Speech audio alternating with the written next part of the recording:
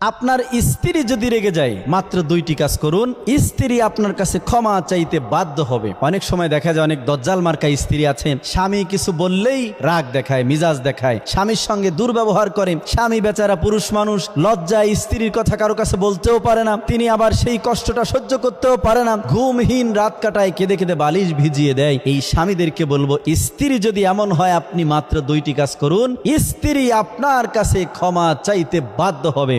আপনি প্রথম নাম্বার, তার এই রাগের সময় ধৈর্য ধারণ করবেন। ধৈর্য ধারণ করলে দেখবেন স্ত্রীর রাগটা কমে গিয়েছে। দ্বিতীয় নাম্বার হচ্ছে আপনার স্ত্রীকে আপনি ক্ষমা করে দিবেন। ক্ষমা করার পরে এই দুইটি কাজ যখন আপনার হয়ে গেল, আপনি তখন কি করবেন, আপনার স্ত্রীর এই রাগের জবাবটা, আপনি ভালো একটা সম্পর্ক যখন আপনার স্ত্রীর সঙ্গে চলছে, ধরুন বিকেল বেলায় নাস্তা করছেন অথবা কোথাও ঘুরতে গিয়েছেন, ভালো একটা পরিবেশে আপনি এমন একটি মিজাজ দেখাবেন, অর্থাৎ নাটক করবেন মিজাজের।